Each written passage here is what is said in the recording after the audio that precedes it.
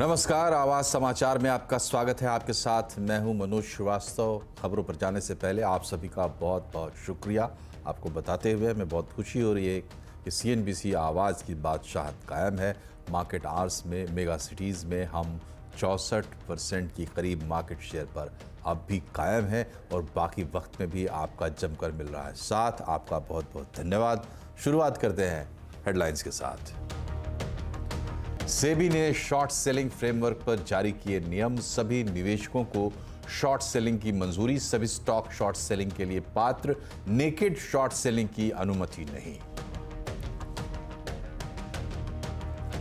FY24 में GDP growth 7.3% रहने का अनुमान। सरकार ने GDP ग्रोथ का पहला एडवांस अनुमान किया जारी।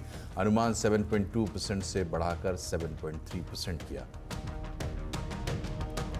बजट में PM की बताई 4 जातियों पर हो सकता है फोकस। किसान, गरीब, महिला और युवाओं के लिए हो सकते हैं खास ऐलान। किसान सम्मान निधि की बढ़ सकती है रकम। CNBC आवाज एक्सक्लूसिव। हफ्ते के आखिरी सत्र में बढ़त पर बाजार। Mid cap small cap index की record closing. IT, realty, auto शेयरों में खरीदारी। सेंसेक्स 180, निफ्टी 52 अंक चढ़कर बंद। साइबर क्राइम पर सरकार का बड़ा कदम। टेलीकॉम कंपनियों और बैंकों को दिए निर्देश। साइबर सेल हेडक्वार्टर में तैनात करें अपने नोडल ऑफिसर। क्राइम के खिलाफ एक्शन और रिकवरी होगी फास्ट। पश्चिम बंगाल के नॉर्थ 24 परगना में ED की टीम पर हमला। TMC नेता शाहजहां शेख के घर छापेमारी करने पहुंची थी टीम। अधीर रंजन चौधरी ने कहा, राज्य में कानून व्यवस्था चौपट। राम के नाम पर जारी है संग्राम। तेजस्वी यादव ने बीजेपी पर लगाया मंदिर के बहाने मोदी की मार्केटिंग का आरोप। केंद्रीय मंत्री गिरिराज सिंह ने तेजस्वी को बताया सनातन विरोधी।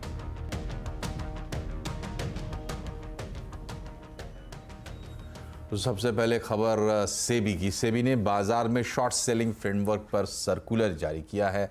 नियमों के मुताबिक सभी निवेशकों को शॉर्ट सेलिंग की मंजूरी होगी। सभी स्टॉक शॉर्ट सेलिंग के लिए पात्र होंगे। सेबी ने यह भी कहा है कि नेकेड शॉर्ट सेलिंग की अनुमति नहीं होगी। संस्थागत निवेशकों को डे ट्रेडिंग की अनुमति नहीं होगी और शॉर्ट सेल को पहले से डिस्क्लोज करना होगा संस्थापक निवेशकों को। तो इस खबर पर को डिटेल से समझते हैं और इसके फॉलआउट्स को समझते हैं। हमारे साथ जुड़े हैं सेबी के पूर्व ED जयंत गुप्ता। गुप्ता साहब, बहुत बहुत स्वागत है आपका CNBC आवाज़ पर। आपको क्या लगता है ये जो फैसले आए हैं सेबी के, इसके पीछे सोच क्या है, रैशनल क्या है और क्या असर इसका देखते हैं आप? देखिए, अगर आपने ये सर्कुलर पढ़ा हो तो सर्कुलर कुछ नया नहीं बोलता है। ये बोलता है कि जो मास्टर सर्कुलर में इशू थे वही हैं और मास्टर सर्कुलर में जो 2007 का सर्कुलर था उसके कुछ पॉइंट्स हटा दिए गए थे, वो पॉइंट्स इसमें वापस आ गए हैं। तो इससे मेरे हिसाब से कोई भी फर्क नहीं पड़ने वाला। इट इज ओनली कि जो एग्जिस्टिंग पोजीशन है उसको रीइटरेट किया गया है और कुछ फर्क नहीं आएगा। किसी निवेशक को जो आज की रेट में वो ट्रेड करता है वो कोई दिक्कत नहीं है। इसमें एक जगह आप देखेंगे तो लिखा हुआ है कि इंस्टीट्यूशनल इन्वेस्टर को पहले बताना पड़ेगा शॉर्ट सेलिंग के लिए और रिटेल इन्वेस्टर क्लोजिंग आवर्स के बाद बता सकता है कि वो शॉर्ट सेलिंग है कि नहीं है। बट प्रैक्टिकली आप देखें तो कोई भी रिटेल इन्वेस्टर क्लोजिंग आवर्स के बाद नहीं बता सकता, क्योंकि जितने भी ब्रोकर हैं वो ऑर्डर के पहले ही देख लेते हैं कि क्या उसमें है या नहीं है। अगर आपके पास शेयर नहीं है तो उनके हिसाब से वो शॉर्ट सेलिंग मानी जाती है, क्योंकि उनके आपके पास शेयर नहीं है।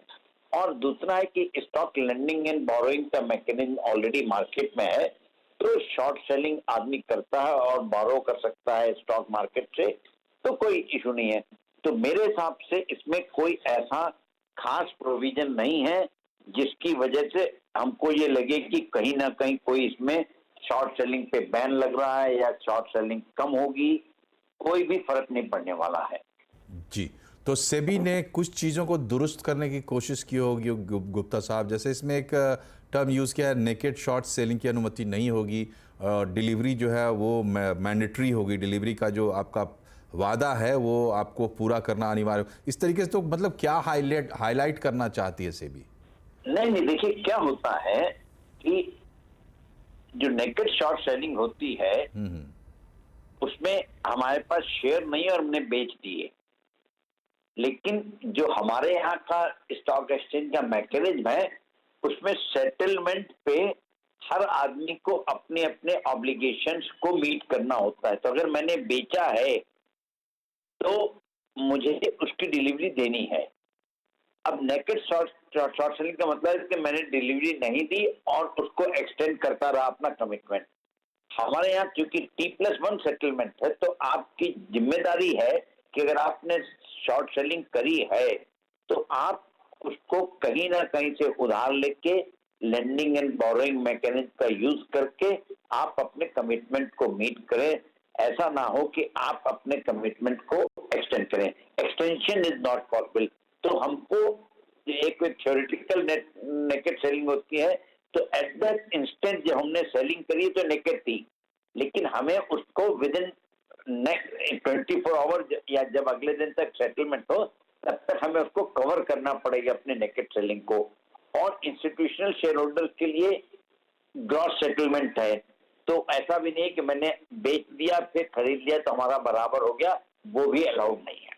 वो पहले से ही चल रहा है, उसमें कोई नई बात नहीं है। जी, बहुत बहुत शुक्रिया आपका गुप्ता साहब हमसे जुड़ने के लिए। बढ़ते हैं खबरों में आगे। सरकार ने वित्त वर्ष 2023-24 के लिए जीडीपी ग्रोथ का पहला अनुमान जारी किया है। वित्त वर्ष 24 के लिए भारत की जीडीपी ग्रोथ 7.3% रहने का अनुमान है। पिछले वित्त वर्ष में 7.2% ये ग्रोथ रेट थी। पिछले महीने मौजूदा वित्त वर्ष के लिए जीडीपी ग्रोथ का अनुमान 6.5% से बढ़ाकर 7% किया गया था। हालांकि वित्त वर्ष 2024 के लिए जीवीए ग्रोथ का अनुमान 7% से घटाकर 6.9% कर दिया गया है। वहीं नॉमिनल जीडीपी ग्रोथ अनुमान भी 16.1% से घटकर 8.9% कर दी गई है। माइनिंग, मैन्युफैक्चरिंग और कंस्ट्रक्शन में सुधार का अनुमान लगाया गया है। और एक बार फिर से अंडरवर्ल्ड डॉन दाऊद इब्राहिम की प्रॉपर्टी की नीलामी हुई है। सरकार ने smuggler and foreign exchange manipulator act SAFEMA के तहत दाऊद इब्राहिम की प्रॉपर्टी की नीलामी की है। ज़्यादा जानकारी के लिए बात करते हैं विवेक गुप्ता से। बताएं विवेक, हो गई नीलामी? अंडरवर्ल्ड डॉन दाऊद इब्राहिम की एक बार फिर से उसकी प्रॉपर्टी की नीलामी हुई है और सफेमा ने आज जो 2 से 3:30 बजे का समय था, जिसमें ऑनलाइन के जरिए और हॉल में बोली लगाने के जरिए, साथ ही साथ टेंडर यानी कि पर्ची में अमाउंट लिखकर डालने की जो प्रक्रिया होती है, वो तीनों तरीके की बोली लगाई। और ये जो प्रॉपर्टी थी वो दाऊद इब्राहिम की मां अमीना बी के नाम पे थी। महाराष्ट्र के रत्नागिरी के खेड़ में ये चारों प्रॉपर्टी हैं और चारों प्रॉपर्टी की जो नीलामी है आज सफेमा ने की है। और जब नीलामी के बाद सफेमा ने ऑफिशियल अनाउंसमेंट किया और बताया कि 4 में से 2 प्रॉपर्टी जो है वो दाऊद इब्राहिम की नीलाम हो चुकी हैं, जिसमें सबसे चौंकाने वाली बात की थी कि जिसमें एक प्रॉपर्टी की जो बेस प्राइस थी वो महज 15,000 रुपये थी, उसकी सबसे ज्यादा बोली लगी और वो 2 करोड़ 1 लाख रुपए में उस प्रॉपर्टी की नीलामी हुई है। दूसरी प्रॉपर्टी जो थी वो जिसकी बेस वैल्यू 1.5 लाख रुपए थी, वो उसकी नीलामी 3.5 लाख रुपए में हुई है। बाकी की जो 2 प्रॉपर्टी उसमें कोई भी बिडर नहीं आया। तीनों ऑक्शन के प्रोसेस में कोई भी बिडर उन 2 प्रॉपर्टी में नहीं आया, यानी कि 4 प्रॉपर्टी में से दाऊद इब्राहिम की 2 प्रॉपर्टी की नीलामी हो चुकी है। अब जिसने ये नीलामी जीती है वो अब बाकी की फॉर्मेलिटीज करेगा। जो डॉक्यूमेंटेशन सफेमा को चाहिए, जो डॉक्यूमेंट्स और बाकी जो चीज चाहिए, वो इंसान अब यहाँ पे मुंबई के सफेमा दफ्तर आएगा और सारी फॉर्मेलिटीज करेगा। उसके बाद सारी फॉर्मेलिटीज करने के बाद सफेमा जो है, जो 2 प्रॉपर्टी नीलाम हुई है, वो उसका पोजीशन जो है जो नीलामी में जीता गया है उसे दी गया। और जो सफेमा के सूत्र हैं उससे बताया जा रहा है कि दिल्ली के एक वकील जिनका नाम अजय श्रीवास्तव बताया जा रहा है, उन्होंने ये दोनों प्रॉपर्टी नीलामी में जीती है। इससे पहले भी उन्होंने दाऊद इब्राहिम की प्रॉपर्टी में ऑक्शन किया था और उनके बंगला जो खेड़ में ही है, वो बंगले की नीलामी भी इन्हीं एडवोकेट ने जीती थी। तो अब जिस तरह से दाऊद के ऊपर लगातार शिकंजा कसा जा रहा है, जो सेंट्रल एजेंसीज हैं और जो सरकार भारत सरकार है, वो पूरी कोशिश कर रही है कि दाऊद इब्राहिम की जितनी प्रॉपर्टी हिंदुस्तान में है उसे जल्द से जल्द बेचा जा सके, ताकि दाऊद इब्राहिम पर शिकंजा लगातार कसता जाए। आपको बताना चाहेंगे कि अभी तक सफेमा ने और भारत सरकार ने दाऊद इब्राहिम की 11 प्रॉपर्टीज को बेच चुकी है। 11 प्रॉपर्टी की नीलामी हो चुकी है। आज 4 और प्रॉपर्टी की नीलामी हुई थी, जिनमें से सिर्फ 2 प्रॉपर्टी ही नीलाम हो चुकी। अब जो 2 प्रॉपर्टी बची है, सफीमा पूरी कोशिश करेगा कि अगली बार फिर से नीलामी रखी जाएगी और दाऊद की जो बाकी की प्रॉपर्टी है उसको, और जो खेड़ की जो आज जो 2 प्रॉपर्टी नीलाम नहीं हो पाए हैं उसको एडिशन कर सारे फॉर्मेलिटीज कर आने वाले दिनों में दाऊद की और भी प्रॉपर्टी नीलाम सफेमा करेगी। तो चलिए बढ़ते हैं आगे और बात करते हैं बजट की। बजट से पहले बजट से जुड़ी खबरें, एक्सक्लूसिव खबर। बजट के दौरान 4 खास जातियों पर सरकार का फोकस रह सकता है। CNBC आवाज़ को मिली एक्सक्लूसिव जानकारी के मुताबिक किसान, गरीब, महिला और युवा, ये वो 4 जातियां हैं जिन पर फोकस करते हुए सरकार कई ऐलान कर सकती है। डिटेल समझते हैं लक्ष्मण रॉय से। बताइए लक्ष्मण जी, क्या तैयारी है सरकार की? देखिए, सबसे पहले तो बता दूं, ये 4 जातियां हैं। ये जाति दरअसल प्रधानमंत्री जो अपने भाषण में कई बार जिक्र कर चुके हैं, वो 4 जातियां हैं। 4 खास वर्ग हैं जिसमें किसान, गरीब, युवा और महिलाएं शामिल हैं। और इन 4 वर्गों के लिए आने वाले दिनों में बजट के दौरान, बजट के बाद या फिर कहीं चुनाव से पहले सरकार कई सारी घोषणाएं करते हुए आपको दिख सकती है। मिसाल के तौर पर किसानों के लिए प्रधानमंत्री गरीब सम्मान निधि योजना जो चल रही है, जिसके तहत साल भर में 6,000 रुपये दिए जाते हैं किसानों को, सरकार इसका दायरा बढ़ा सकती है ताकि जरूरतमंद किसानों को ज्यादा फायदा मिल सके। इसी तरीके से किसान क्रेडिट कार्ड के तहत जो कर्ज सस्ते ब्याज दर पर पैसा मुहैया कराया जाता है, उसका भी सरकार दायरा बढ़ा सकती है। महिलाओं की बात करें तो महिलाओं के लिए कुछ खास स्कीम का ऐलान किया जा सकता है। लाडली बहना स्कीम काफी ज्यादा फेमस रहा चुनाव के दौरान, राज्यों में विधानसभा चुनाव के दौरान। उसी तर्ज पे कुछ स्कीम यहाँ पे इजाद की जा सकती है। युवाओं के लिए रोजगार पर खास फोकस होगा। न्यू पेंशन स्कीम में कुछ गारंटीड रिटर्न जैसे प्रावधान जोड़े जा सकते हैं। गरीबों के लिए जितनी भी कल्याणकारी योजनाएं चलाई जा रही हैं, उसका दायरा बढ़ाते हुए उसको ज्यादा से ज्यादा लोगों तक पहुंचाया जाए, इस पर फोकस होगा। और इस सारे ऐलानों को एक खास थीम के तहत सरकार पेश कर सकती है। वो थीम हो सकता है ज्ञान। जी हाँ, ज्ञान ये हिंदी शब्द नहीं होगा, अंग्रेजी शब्द होगा GYAN। जी का मतलब होगा गरीब, Y का मतलब युवा, A का मतलब अन्नदाता यानी किसान और N का मतलब नारी। और सूत्र यहां तक कह रहे हैं कि इस ज्ञान की थीम पर क्या क्या करना चाहिए, क्या जरूरतें हैं और सरकार के खजाना कितना इसकी इजाजत देता है, इसको लेकर के भारतीय जनता पार्टी के वरिष्ठ अधिकारियों और सरकार के वरिष्ठ मंत्रियों और यहां तक वित्त मंत्रालय के वरिष्ठ अधिकारियों के बीच में चर्चा भी शुरू हो चुकी है। और जैसे जैसे बजट नजदीक आएगा, प्रस्ताव को अंतिम रूप दिया जाएगा और इसमें से कुछ प्रस्तावों की झलक आप बजट में देख भी सकते हैं।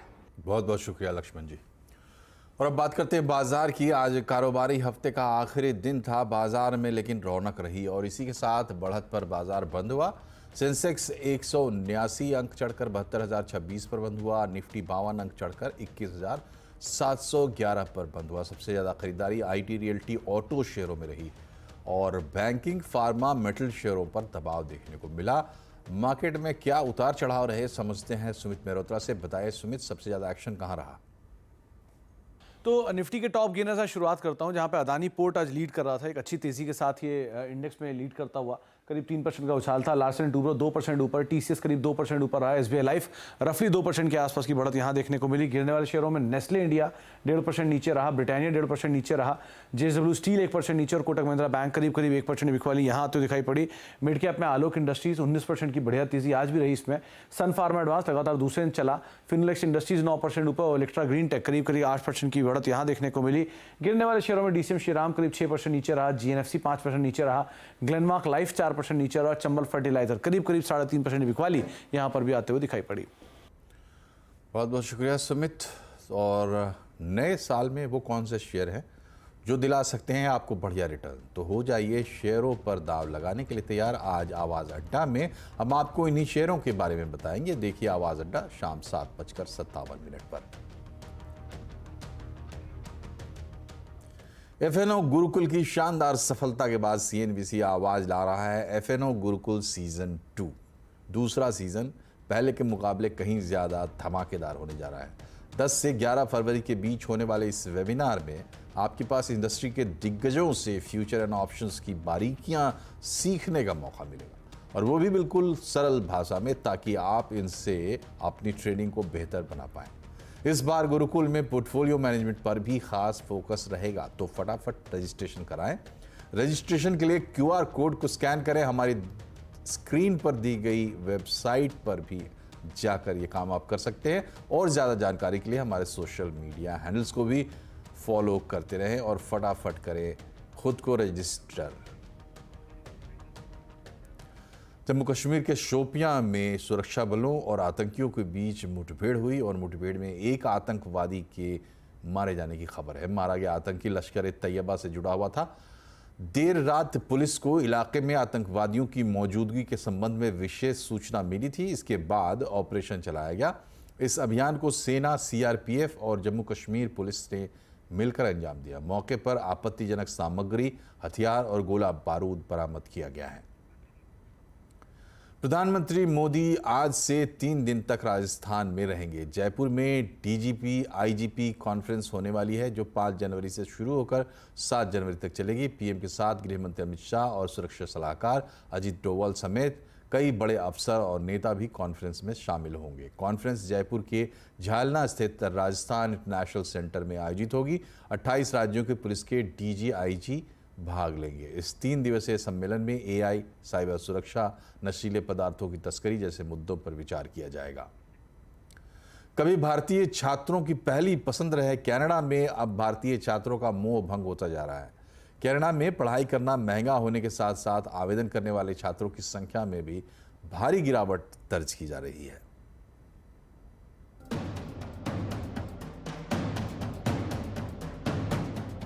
कनाडा की नामी यूनिवर्सिटीज में पढ़ रहे छात्रों के सपनों पर महंगाई भारी पड़ रही है। अंतर्राष्ट्रीय छात्रों के लिए कनाडा सरकार की हाल की नीतियों से भी मुश्किलें बढ़ गई हैं। कनाडा सरकार ने अंतर्राष्ट्रीय छात्रों के लिए कॉस्ट ऑफ लिविंग की रिक्वायरमेंट को 2 गुना कर दिया है। कनाडा में पढ़ने वाले छात्रों को यात्रा खर्च और ट्यूशन फीस पर सालाना 15-20 लाख रुपए देने होते हैं। इसके अलावा पहले आवेदक को 10,000 कैनेडियन डॉलर यानी करीब 6.5 लाख रुपए खाते में दिखाने होते थे। नए नियमों के तहत अब 20,635 कैनेडियन डॉलर यानी लगभग 13 लाख रुपए अपने बैंक खाते में दिखाने होंगे। इसके अलावा छात्रों को हर महीने लगभग 1,600 कैनेडियन डॉलर यानी लगभग 1 लाख रुपए रेंट के लिए देने पड़ रहे थे। यानी कनाडा से कोई डिग्री लेने के लिए छात्रों को करीब 50-60 लाख रुपए की अतिरिक्त बैकअप की जरूरत होगी। As an international student, and I really feel it's a challenge in itself because the housing rent is super high, the groceries are expensive, the tuition fees very expensive, and in addition to that, the struggle does not only end here. You need to find a job and it's super difficult to find a job. यहाँ के government ने जो अब rules निकाले हैं तो it's very difficult for us students like us जो इतना सारे होप्स लेके आते हैं कि बाहर जाएंगे, बाहर पढ़ाई करेंगे, अपना लाइफ सेट करेंगे। It's not easy at all. हाल के दिनों में कनाडा में मकान के किराए और रोजमर्रा के खर्च में बेतहाशा वृद्धि हुई है। अभी कनाडा में पढ़ने वाले सभी अंतर्राष्ट्रीय छात्रों में 40% भारतीय हैं। फर्क तो काफी पड़ा है बिकॉज जो ऑलरेडी स्टूडेंट्स वहाँ पे गए हुए हैं वो काफी स्ट्रगल कर रहे हैं ड्यू टू जो उनके रेंट्स बढ़ गए हैं, जीआईसी की जो फीसेस बढ़ गई है, ट्यूशन फीसेस उनकी बढ़ गई है, तो उनको लेके वो लोग काफी ज्यादा फेसेस कर रहे हैं प्रॉब्लम्स बिकॉज वहाँ पे जॉब्स उनको नहीं मिल रही है, तो वो बहुत मुश्किल हो रहा है उनके लिए वो चीजें सर्वाइव करना। और उसके कारण से इवन बिजनेस में भी हमारे काफी फर्क पड़ा है। लाइक स्टूडेंट वीजा के लिए लाइक 40% फॉल डाउन हो गया है।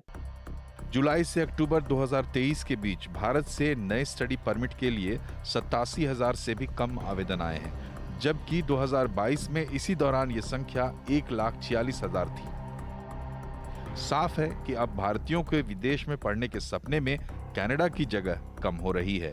रोहन सिंह, दिल्ली।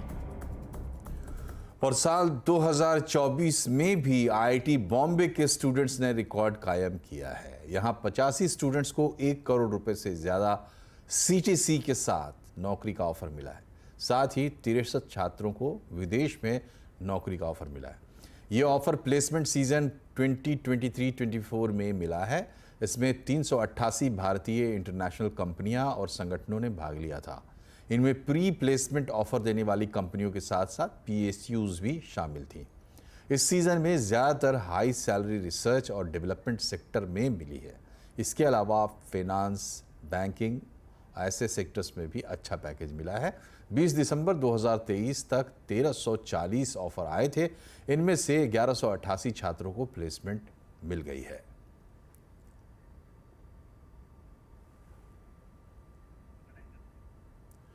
और बुलेटिन में फिलहाल इतना ही। आप खबरों पर अपडेट रहिए, CNBC आवाज़ से जुड़े रहिए हमारे सोशल मीडिया हैंडल्स के ज़रिए। और अब आने वाले बजट के लिए ख़ास तौर पर हमारी सोशल मीडिया पेशकश बजट ब्राउज़र पर आप देख सकते हैं आने वाले बजट से जुड़े स्पेशल कंटेंट, जो ज़रूर विज़िट करिएगा बजट ब्राउज़र आवाज़ सोशल मीडिया पर।